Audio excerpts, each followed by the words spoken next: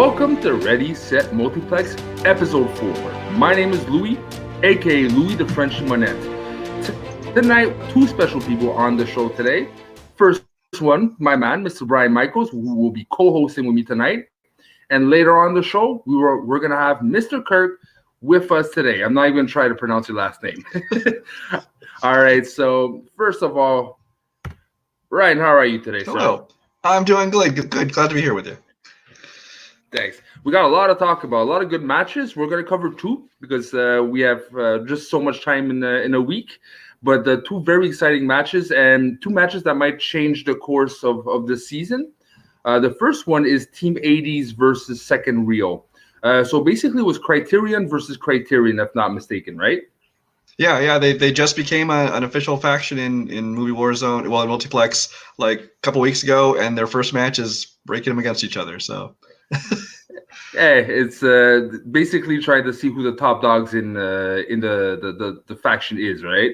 It really is, but I mean, it'd be, there's conspiracy theories out there that it was meant to try and make them war against each other and stuff. But the fact is, they had been both kind of headed for that title shot anyway, so it was a matter of it just came down to those two teams. They got two great teams in their faction.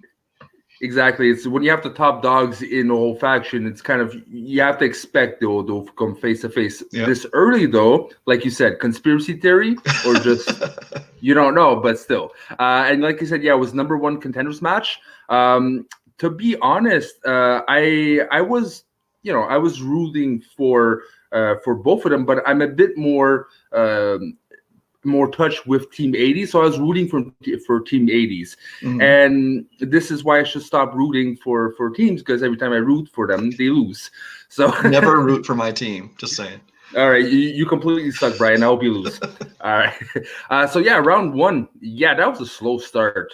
Two first questions, only 1 point. I was expecting a bit more fireworks at first. And I'll be honest, Sandy was a bit slow on the trigger. He finally hit his point with Lily James and finally took them to the lead 4-3, but he was struggling there a bit. Yeah, I mean, even Sandy will tell you that Jeremy is probably the stronger one of the two of them as far as general movie in like Movie Warzone. But he can hold his own pretty good. But I mean, even in the post-match interviews, I remember Jeremy mentioned something about Sandy having some health issues recently. So I have to wonder if that played into it. Yeah, that I didn't know. That's actually an interesting point. But yeah, it's rare you get a team that they're equal strengths, and usually there's one a bit above, and it kind of showed a bit more in this one. Now, there's not much to talk about round one. It pretty much ended pretty tight at the end, 9-8 for Team 80s. But like we said, Jeremy had to do a lot of the heavy lifting for this. Mm-hmm. And you can see it. Now you told me he had a bit of health issues. He kind of showed because you saw he was tired. He was, he kind of weighed on him, Mm-hmm. And anything you want to say about round one? No, like you said, round one was a little bit of a slow start, but then again, as they get into top contender matches, the questions do get harder than in the earlier rounds or debut matches, things like that. So it's not surprising they're a little more challenging, but I do think they were just lucky that Second Reel struggled just as much, because then it ended up with just a 1-point game at the end of the first round. So. Yeah, and like I'm not too familiar with Second Reel, but I like them. They seem like an interesting dynamic. And they're actually a very new team. They had been part of different teams before, and they kind of, I guess they're friends in real life, and so they've always wanted to team up. So Matt and his partner Russell, they decided to break up just in Warzone. They're still partners somewhere else, but in Warzone, so that Thomas and Matt could be partners, and they've been on a streak ever since they teamed up. They've been doing good. I'm glad you have I have you on here, because that I did not know. It's good to have a bit of inside information. All right, and going to round two, Team 80s defer, and if I'm not mistaken, they're kind of planning that if they were going into lead, so they give it that Second Reel. They get first spin, and what do you want? Spinner's choice. Nightmare on Elm Street, which I did not even know it was a category, to be honest, and I would be happy to get a category. It's something I know myself, and they really did good in that one. Well, that was one of their strengths they picked, because that's the thing about Movie Warzone is in round two you can pick two strengths to be on the wheel, and they can be anything. You can pick a Nightmare on Elm Street franchise. You can pick movies starring Steve Zahn. You can pick any random thing you want as long as there's enough eligible movies to have questions about. So they apparently thought they knew Nightmare on Elm Street, and they proved they did because they swept all 10 points. Yeah, I do realize that, and like it's very broad, like a very narrow categories. Like last match, like with Matchstick Men, not Matchstick Men, Tin Man questions. I didn't even know what Tin Man is, you know. So if you have a real big specialty and you can narrow down and make sure your opponent has zero clue on it and avoid any steals, you're in contention, you know? That's where strategy comes in, because if you pick a narrow category, it's something that you can study and know very well, but it's also something that your opponents, if they're the studying type, can study up on. And I know a lot of people who will study opponents' strengths as good as they can. Whereas if you pick something more broad, they can't study for it. So it's a matter of having to know your opponents and knowing if they're, how much work you think they'll put into it. Yeah, and it's not just if they're studying type. If you have time to study, because we all have lives, and and you can only study so much. Like I've been studying some fandom stuff, and I can only get like a whole movie every 3 days. You know, so so it's a hard thing to do. Even though it might be very narrowed down, it's still hard to really focus in. Yeah. So yeah, they get the Nightmare. They swept it. They get pretty much all their 2-pointers, and then 80s they get 70s, which is a decade before their name, but seems to be one of their strengths as well. They seem to be happy about it. I was surprised they took it, to be honest with you. I thought they would try to spin again for one of their strengths. I know that especially Jeremy obviously knows some older films well. I wasn't sure how Sandy would do on it. But I thought they'd spin again, but they went with it, and again, clearly they knew what they were doing. So. Yeah, and no disrespect to Sandy, but thank God Jeremy was there, because he was really taking the lead. He even like in the, let me see what I wrote here, in the third question, when they had to guess the decade, so even when you didn't know the question, they took a chance without multiple choice. These you can see their knowledge base was pretty good, even though they had no clue what the answer was, you know. Mm-hmm.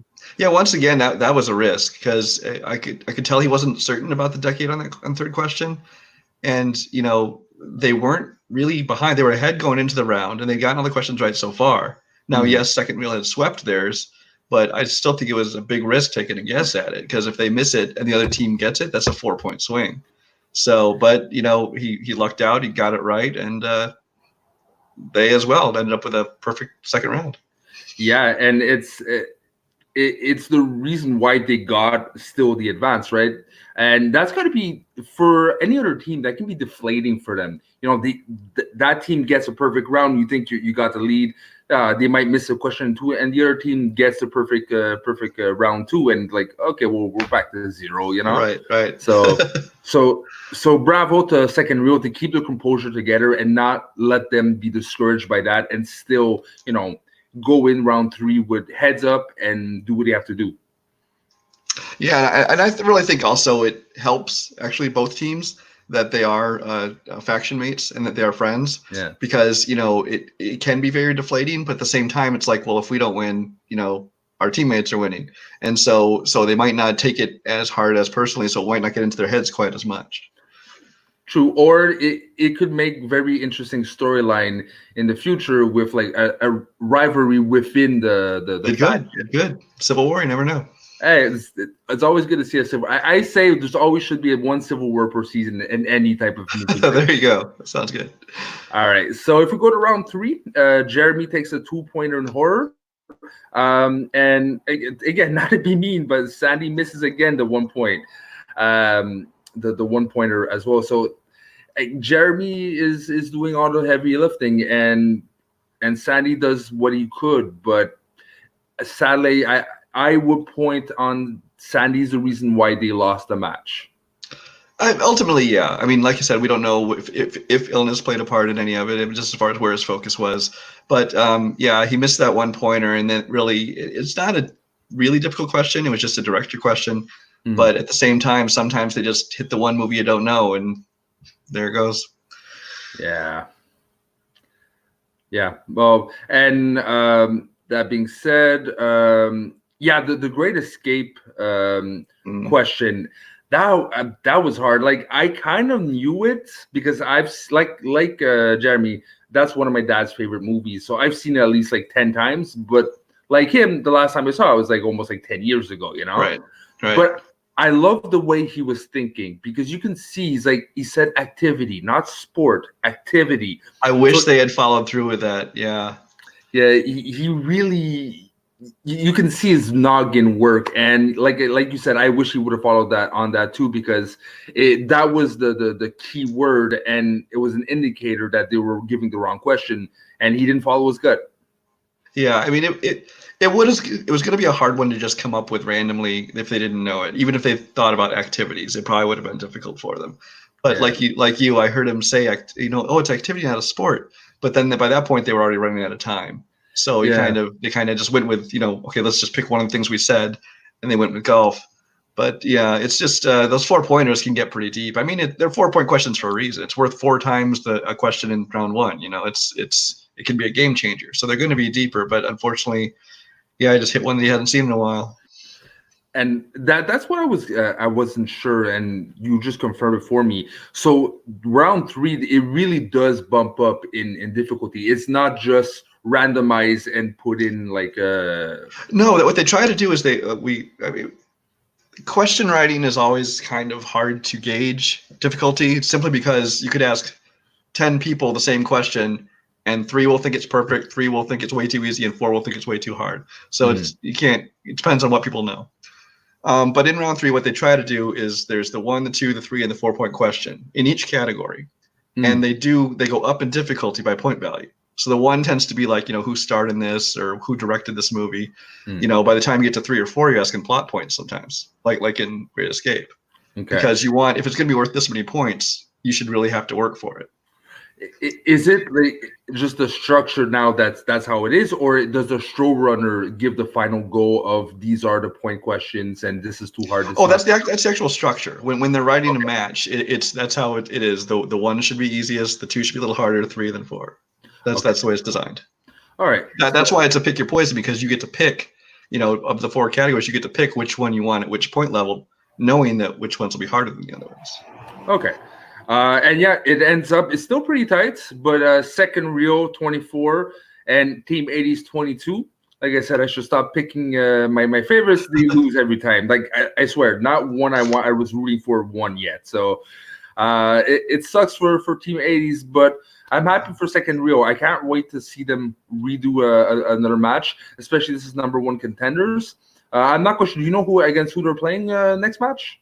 Yeah, actually, in the post-match interview, if you I don't know if you're able to watch through the whole thing, but actually they popped in it. Well, their next match is the title match, because this is the number 1 contender. So it's going to be against the Concept, which is the concept of what a hamburger is all about or something. It's Jake Marangoni and Michael Campbell. So they popped in at the end to kind of say their piece. I mean, they were very respectful of both teams and things like that. But that's going to be an interesting match again. I really have to favor Jake and Michael, the Concept, in that match. But like I said, the second reel hasn't lost yet, so who knows? And why would you favor them? Is what puts just based on the track record. I mean, Jake is singles and team champion at the moment in Movie Warzone, and he's always been a strong contender. He's had 1 or 2 bad matches here and there. I mean, except for his ongoing battle against Jeremy Adams all the time. He's really only lost, a match or 2 here and there against other people. And Michael Campbell as his partner, I think, balances him out very well. I think they complement each other's weaknesses, and like second reel, I don't believe Concept has lost a match yet. Okay, well, in that case, you think they're going to win, but who do you want to win? Who do I want to win? I kind of want second reel to win. For 2 reasons. One is that, I like seeing the new blood, new teams take over. I don't like to see, one team dominate for a long time, unless it's me. But at the same time, I also, in the upcoming team tournament, should we get that far, I'd like to face second reel. It'd be fun to play.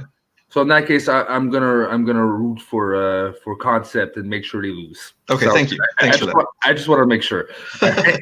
All right. So going to the second match, Nick Tuhig and Jacoby Bancroft.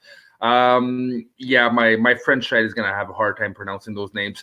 That's All good. right. Jacoby. Jacoby, okay. Yeah.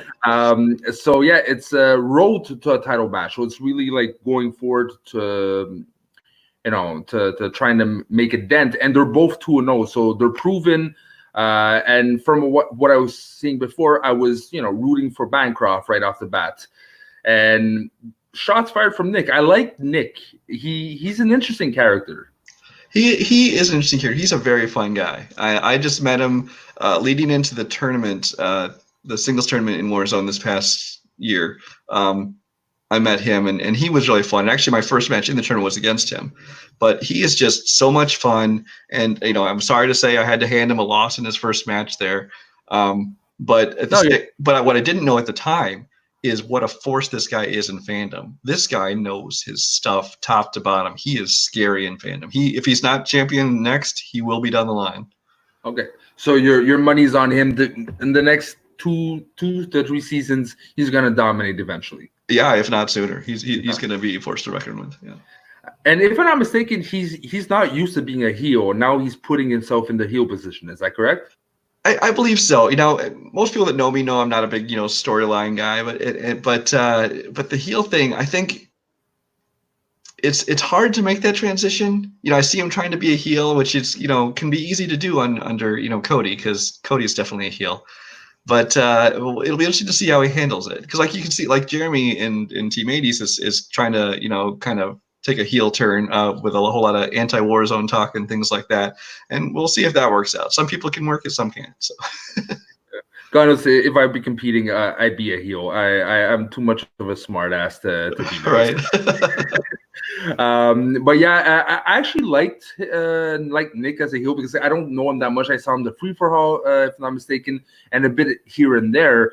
But I don't know him that much. Or I haven't seen him in the face character, but I like what I saw. He has some fine tuning to do, but he knows how to do some smack talk. Yeah, I'm pretty sure this is his first match, as far as I know. Since he's been under Cody and tried this heel turn, we'll see what happens.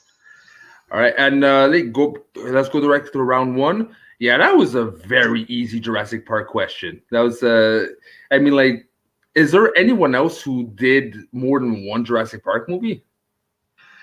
No, I don't think there was. No, so I was hoping for them to get it's a round 1. It's a 1-point question. It's not a contender or a title match, so they got to have some easy ones out there. Let the viewers play along.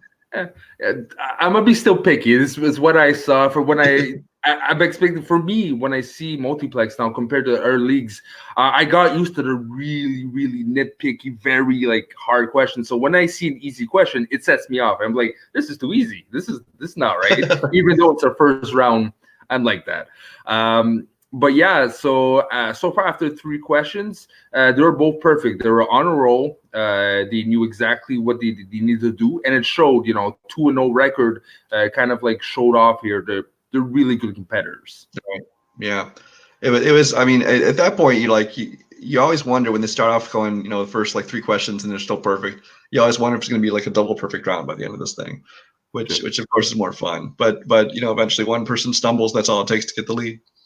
Yeah, and that's what happened with Jacoby taking the lead with the Lion King. That was, I kind of knew in the back of my head. I knew it was probably Beauty and the Beast, but I couldn't get it in my head. But It's a Smart World After All was probably one of the funniest and worst guests I've seen in a long time.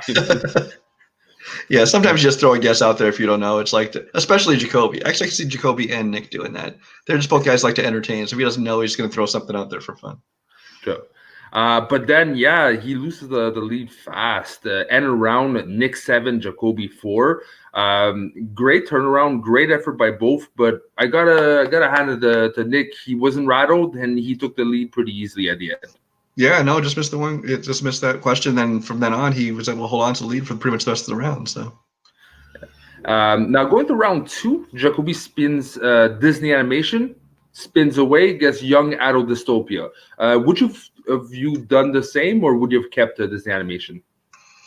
I'm actually surprised that he did that because I mean, not a lot of people. Young adult dystopia is actually new this year as a category in fandom, and so a lot of people aren't as well versed on it, haven't studied it as much, don't know quite as much. Especially just the community, it's not the kind of movie they gravitate towards. So I understand maybe he didn't feel strong in Disney animation, although I thought he would. I thought he would keep it. But yeah, when he got young adult, I was a little worried for him. And I bet he wishes he'd stayed with the Disney animation as well. But yeah, I'm wondering, is Disney animation a category that was picked often in the other seasons? Maybe that's why it's getting scattered as a category, or well, Disney animation is a standard category in fandom. In fandom is different than Warzone in that they have a set list of categories, and you can choose as your strengths two that you want to make sure are on the wheel, but you can't just make up a category like you can with Warzone. So the Disney animation is a standard category in there, but it's one that I think a lot more people are using because they're getting pretty good with it because they know it's a category they have to deal with. But again, I'm surprised he spun away from it.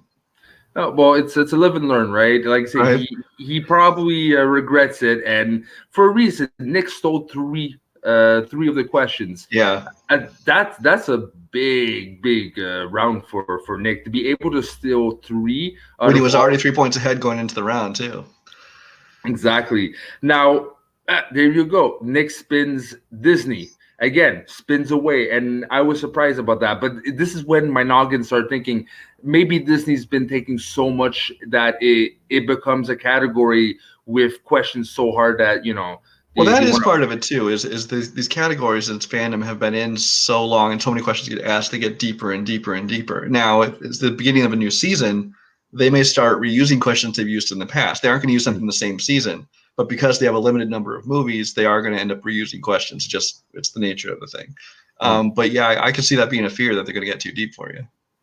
Yeah, and then decides to spin away. Opponent's choice. So good strategy on Jacoby's part, giving Jurassic Park, because Jacoby not good as Nick, but actually gets 2 steals. So makes up for the losses he had in his round. Gets a good part back with 2 steals, and then is only 2 points behind. Yeah, I was actually surprised by the Jurassic Park choice because, I mean, I'm not aware that it's a strength of Jacoby's. I'm not aware that he thinks it's a weakness of Nick's. And especially because Jacoby said something like, I just want to have some fun. I want to hear some Jurassic Park questions. And so he gave him that. And I almost had a feeling, I'm not saying this is necessarily the case because I don't know what he was thinking, but I almost had the feeling like Jacoby had almost kind of given up at that point. I mean, like he was behind going into the second round. He'd given up 3 steals. He was still behind at this point. And but it ended up working out because he got some steals back of his own. So what do I know? So, but you clearly know something because you're my guest co-host. So. But no. So you think it's more of a lucky break than an actual strategy to his part? Well, as far as I know, I think he just got lucky. I mean, I'm like I said, I'm not aware of what their strengths or weaknesses are for the most part within fandom. But Jurassic Park is not one that I would think people would pick because, as opposed to something like Disney animation, Jurassic Park only has 5 movies at this point. And so it's something that more people could know, and probably everyone's at least seen them all, even if they haven't studied them. They've probably seen them all. So it's surprised that they took them, but it worked out for them.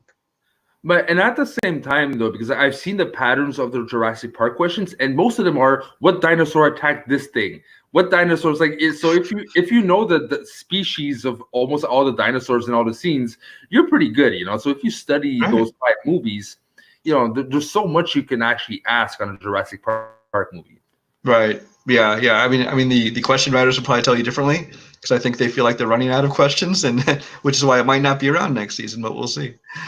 But that's what I meant. Sorry, my French dialect sucks sometimes. But yeah, meaning that it's very limited. So okay. So 3rd round, betting round. I'm still getting used to that round. And I'll be honest, I'm not quite sure what Jacoby was thinking. Yeah, he seemed to be very conservative. Now I can see that, because since they do announce the categories ahead of time, he in the earlier questions, maybe he thought, these aren't ones I know real well. I don't want to risk getting even farther in the hole. So maybe he was hoping that the later ones would be categories he knew better and could bet more. But at the same time, you're already down. You got to make up some ground. Yeah, and if I'm not mistaken, he actually got the first question too that he bet on 0, so he would have at least went up. Right. And for those who can't see my show notes, I literally wrote Jacoby and Nick both bet a 0 first question, and I wrote, "Really, Jacoby? Really?" Because when you're down, you have to make. That's how I would play. You have to make a certain move, and by putting 0, okay, but by putting 0 on the second question, after a while, it's like you're just hoping your opponent misses. But is that really the best strategy to go in? Well, no, especially because Nick doesn't even have to bet anything at this point to keep the lead. So at some point, like I said, you got to make up the ground. Yeah, and then finally Jacoby bets a point. Does it really make a difference? No, not really. And at the end, Nick wins 17, Jacoby 11. It was all make it or break it in the third round, and his strategy definitely backfired on him. He was too conservative, and it's a live and learn situation. I hope that he gets better in third round. I don't know if that's his weak point, but I think the betting round, it really gets to a lot of people. Not a lot of people are good at it. I mean, I've heard some of like the best people in fandom and the managers and the showrunners have talked about this. Like I know Caleb Coho talks about it all the time, and I think Cody is really proud of how his people bet, because the betting round, you really have to know how to work it, and not a lot of people are good at it. I myself, horrible at betting rounds. I'm awful. I probably would have done worse than Jacoby. I would have, bet 0, or else when I did bet, I would have lost points. So I'm not one to give people advice, but it is something that I think people are realizing they need to learn the strategy. Who, in your opinion, is the best third rounder out there? The best third rounder out there. Well, like I said, Cody's whole faction has always been very good at it. So I mean, Cody when he played was fine. Tim Berkala was good. Obviously, Robert Parker, who's no longer in the league, but obviously he's did spectacular at everything he did. But yeah, and I think Nick was also very smart in it, because he knew when he needed to bet, he knew when he didn't need to bet. Yep. And so he played it as conservative, but without being, giving him the chance to catch up. So. He did knew when to put the brakes, when to go forward, and it really played in his favor, because the score, like we said, was 17-11. And again, I was hoping for Jacoby to win, and another loss for someone I'm betting on. So, yeah. But okay, that's pretty much it for the 2 matches of this week. Is there any last thoughts or something you want to talk about for both matches? No, other than that, I'm really looking forward to seeing. I mean, we already talked about the title match coming up for second reel, but I'm also very anxious to see the next round, because I think Nick Tuig's next match is against Thomas Scully, who is another powerhouse in the fandom division, and both of them are new this year. So they're both kind of streaming towards that title, and it's going to be the 2 of them, I think, going against each other. It's going to be a great match, because Nick, like I said, has blown me away. And Thomas, I actually haven't seen as many of his matches in fandom. I've only seen a few of them. But both as a single and as teams with Caleb Boatman, they've been doing some damage themselves. So that's going to be a good match to watch. Yeah, I've heard a lot about Scully, but I haven't seen his matches yet, so I have a lot of studying to do. But I've heard that he's definitely one to watch. Yeah, in fandom, absolutely.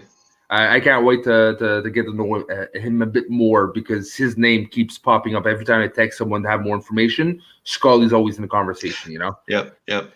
All right. Well, thank you so much, Brian, for doing this with me. Really appreciate it, because apparently my man Dave doesn't understand that his tongue is not food and he can't bite into it, because after that you have to go to the meds and you have to take really strong medication. So I hope he feels better. He's talking like Daffy Duck. At least he can talk, but he's talking like Daffy Duck right now. All right. Well, thank you very much, sir. Thanks for having me. And by the way, guys, stay tuned tomorrow. The day after you're watching this right now, we'll have a special with Brian, our first episode of RSM Legacy, and this man is our first guest, so stay tuned. All right. So right now, on to the second part. I got my special guest, like promised, Mr. Kirk. Won't mention his name because I'm a massacre it. How do you say your name, sir? Kowakowski. Kowakowski. Okay, sounds good. Nailed it. I appreciate any level of effort. I've heard, however you pronounce it, I've heard worse, so don't feel bad. How do you pronounce my name? Monet? Close. It's like Mo from The Simpsons and a net like in fishing net. Monette. Okay. See, I said it's French, so I assume those T's didn't count. No, they definitely count. All right. So thank you very much for joining me. You approached me and I was really happy because your name is definitely one that traveled among the circle of people I'm talking in Multiplex.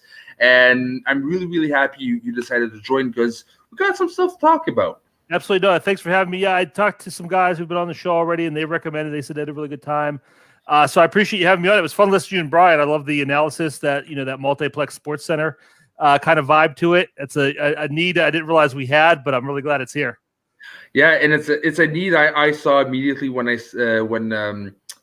Brooklyn joined the Schmoes North Facebook page and then posted the join Multiplex. It just a light bulb clicked my head like someone has to cover these guys. Yeah. And there we are, four episodes later, talking to you today. Awesome. All right, so now let's go straight into it. Could you describe your journey in Multiplex? What is Kirk's journey? Yeah, I came into the fan leagues in general through another fan league, Full Metal. They're kind of the ones that they're almost like, I don't want to say the starter league because they have a full-fledged league, but they have kind of a thing in place for new players to come in, kind of try out. And I think all the leagues watch that and kind of use that as their barometer for new players. So I came in there. At that time, there were 3 leagues that existed. One's no longer there, but there are 3 leagues. It kind of took me a while to realize that they were all separate, entities, and who was what and who was where. So our Multiplex was actually where I really got to play multiple matches first. They had the tournament last spring. I was fortunate enough to qualify for that, and I made it to the 3rd round. Made it to. I lost to Boatman in the 3rd round. So I got another singles match for that, and then Sean and I got a teams match. I think in fall sometime last year. I don't remember exactly what it was. And then we just had another match here. So I have had other matches in our leagues, but Multiplex is really where I started to get my feet wet and really had the opportunity to see what I could do. And talking about your journey itself, you have 2 TKOs and now 1 KO. Is this luck or just pure skill, sir? I have a theory that a lot of the game is based on luck.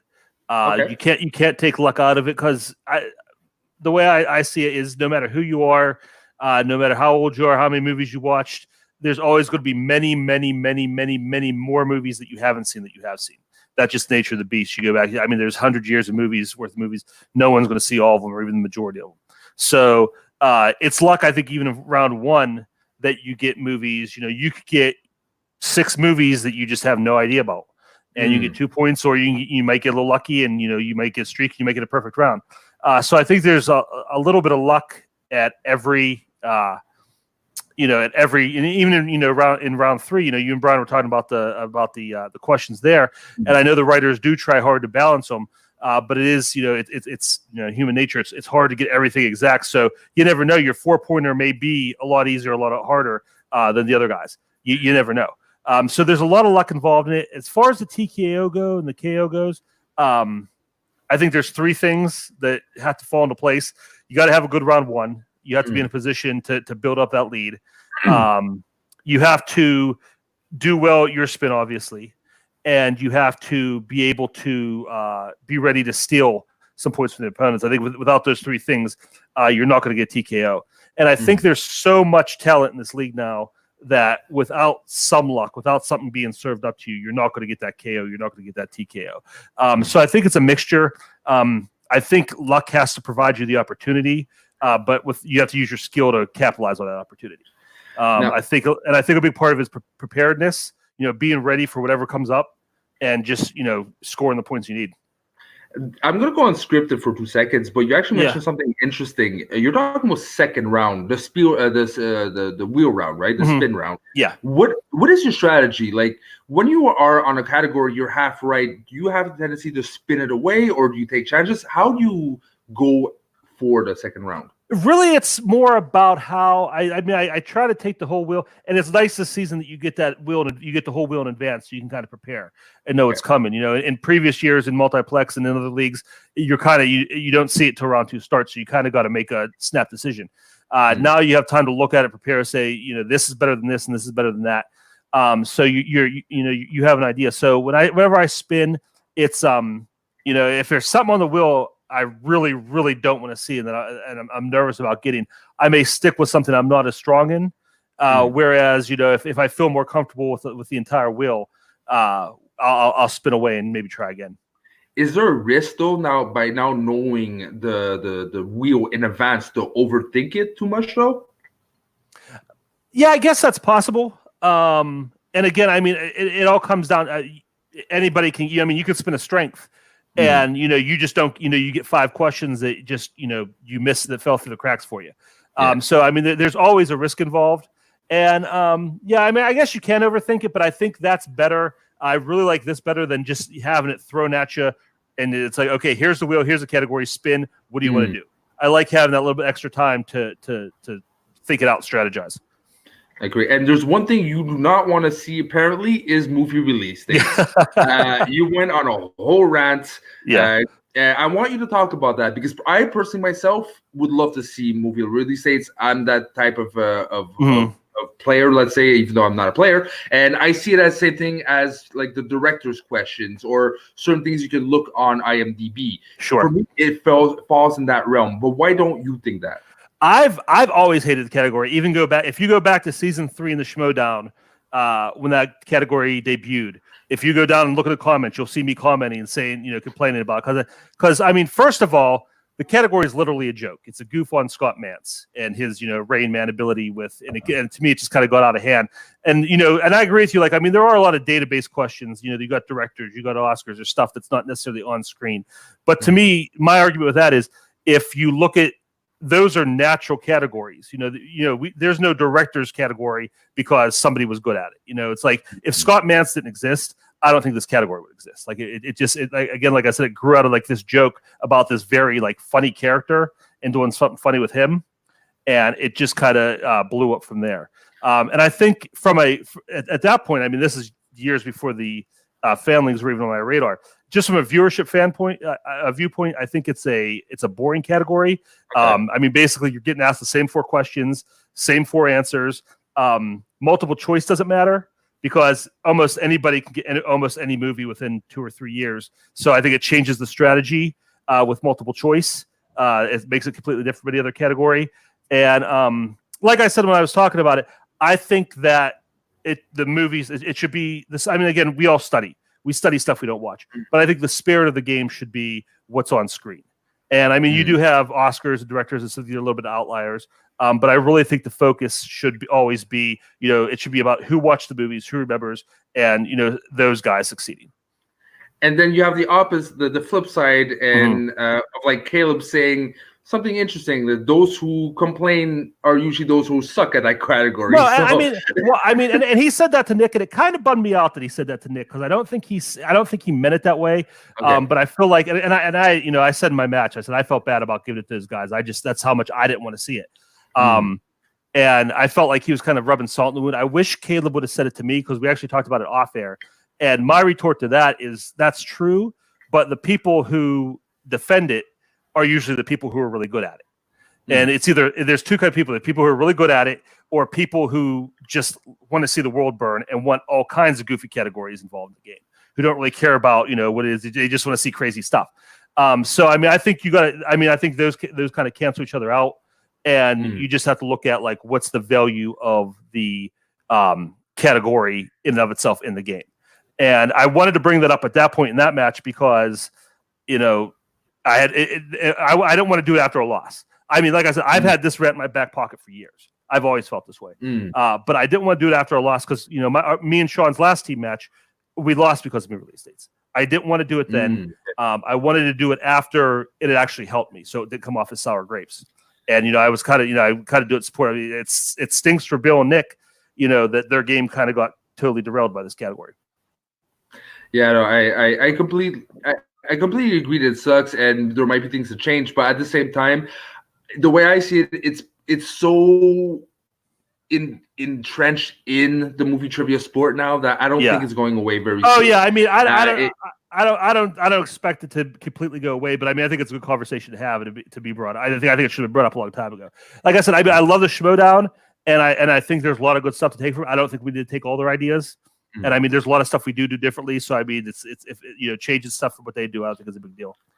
I think there's an argument though to be had for more complex or different types of movie release date questions, because there's sometimes like I can't think on top of my head, but sometimes you have like multiple movies or multiple dates. Which movie? That is interesting, because when you only get what they did this movie, like question after question, I think maybe they should integrate at least one different question into the 5 or 4 questions asked to make sure it's well balanced. No, I agree, and I agree with. I will give you that. I mean, I really like the fact that the category has evolved a little bit to that, where you have different ways of asking the questions, because at least, again, it's not just like this movie this year, because that gets, like I said, that gets so boring just from a viewer standpoint. And my other issue with the category is I always say, whenever I get a question right, a movie released this question, I'll go through the process in my head, because it's never, oh, I remember this movie came out this year. It's like, oh, it came out in this year, and I was going to school with this person, so I was in this grade. So it's never about the movie. It's always about what was going on around the movie. But yeah, and that's I think unless you have like idyllic memory, it's pretty much the only way you can actually get those questions to see where you are in real life. And again, unless you're like Marat Kanopik or a couple of like really people who can read something and know it by heart for the rest of your life, it's kind of hard to do. Now let's go on to the next question. We all have our nemesis, enemies that we love, and at the same time you wanna choke. My partner in work is one of them. I hate the guy and I love the guy at the same time. Who is yours? Playfully, it's Jacoby Bancroft. He and I have met a couple of times. I played him. I beat him in my play-in to get into the tournament last year, and then I beat him in the first round. So he's been calling me out ever since. And I'm looking forward to playing Jacoby again, because the one thing Jacoby always says about me is he gets mad because he wants to hate me, but I'm too nice a guy. So I promised him next time we play, I'm going to go full heel. So I have some fun stuff in store for Jacoby. So hopefully, I'd love to play him either in singles, or me and Sean would love to play him and Tony. Insert name here. I think that'd be a lot of fun. Another player I'd really like to play again is Antonio Chavez. Because Antonio has 2 wins over me now. He beat me in singles, and he beat me in teams. And I think those are 2 matches where I go back, and there's like a few things I'd like to have back, and I think they could have went another way. Not taking anything away from Antonio, he's a great player, but I'd love to get another shot at him. And as far as calling people out, I think Jay Burns is the manager of my faction, and we lost the manager bowl. And we all kind of got a chip on our shoulder about that. We feel like we deserve, just on an overall talent level, we feel we deserve that spot. We weren't too thrilled with the way the selection process was handled. So I got my target on the guys in the factions this year, specifically Criteria Collection, because they won. They took that from us. And my partner Sean actually has a match against one of the Criterion guys coming up here in a couple weeks.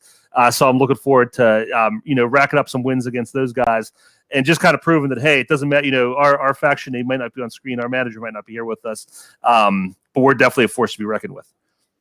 And talking about Jay, I can't wait to have him on the show, because like I mentioned last episode, and I'm still gonna mention here, I can't get that guy. I'm not sure if I like him or if I hate him, and I'll reintegrate. He made me feel exactly the same way I felt seeing Finstock for the first time. Yeah. I just did not know what the hell I was watching. Yeah. And it mesmerized me. I couldn't take and I remember one of the first times I saw him, he was chain smoking, one cigarette after another. I'm like, who is this guy with a ponytail and like a fridge behind him with things written out? Like I couldn't get him. And I saw he was the manager to, if not mistaken, to Dive Bar. Now it's I can't. I don't know what to say about that. No, I mean that's who Jay is, and I mean you really can't draw a beat on him. But he's a great manager. That's everything you described makes him a great guy to have up front. He goes to bat for us. It's real nice and easy when you get into a match and you're having an interview with somebody who might get on your nerves a little bit. Just be able to sit back and sick Jay on it, because Jay's going to out-talk anybody. So you don't have to worry about that. Jay's great. He gets us ready. We all get each other prepared. That's a great thing about our team. And the thing I love about our team too is that a lot of our team there's no kayfabe in our team. We came together. We all were in the same. The core group. We've had some guys join since, but the core group all came together in the same classic match. It was Jay, me, Sean, Ethan, and Andrew. And Jay saw something in us. And it wasn't like Jay sat back and watched us all succeed. Like, hey, I would be your manager now. Jay saw something in us, and he brought us together. We've been together ever since. So that's important to us. That's special to us. And I think that makes us different than all these other factions that have just kind of been pieced together from other factions, or just, hey, you're doing really good. Let me manage you. So we really want to get that shot. We want to get our name out there. So I'm looking forward to doing some damage to those guys. And talking about doing some damage, we already talked about who you want to play next. I just want to know, what is the message you want to give to the league? What does Kirk want to make sure everyone understands? I'm here. I think I've been proving that what I could do. I don't think I've played my best match yet. I think I still have I still have left a lot on the table. In all my successes and all the failures I've had in multiplex and other leagues, I still have a lot to prove. I want to be considered one of the best. I'm here to win championships. I don't know if I'm at that level yet, but I'm constantly striving to get better. And that's what I'm here looking to do. Hey, if you can visualize it, you can get it, sir. Yep, absolutely. All right. So before we end this out, where can we find you? I'm on Facebook, Kirk Holkowski on Facebook. I'm all over multiplex and the all the fan league stuff. If you're looking for me, you can, I'll be easy to find there. Look for me on Letterbox. It is I'm either Kirk Holkowski or Kirk Kowa. I don't know exactly what my name is. But I like to have fun on there, reviewing movies, talking about movies. Kind of, we can get under each other's skin with the movies we like and the movies we hate. So I have a good time there. So that's the best place to follow me. That's where everybody see me at. Perfect. And on my part, you can follow on the Northern Schmoes Twitter. This is where basically now I spend all my time trying to figure out what we're going to do for next. So you can find me on there. Again, subscribe to this channel. I'd say we're around 45% people who are watching the show now is not subscribed. Don't miss a thing. It takes 2 seconds. Hit that red button, and you can be in the know every week. So in that case, thank you very much, Kirk, for your time. Thank you for having me. And I can't wait to see you in next match, and I hope you be back, sir. Thank you. All right.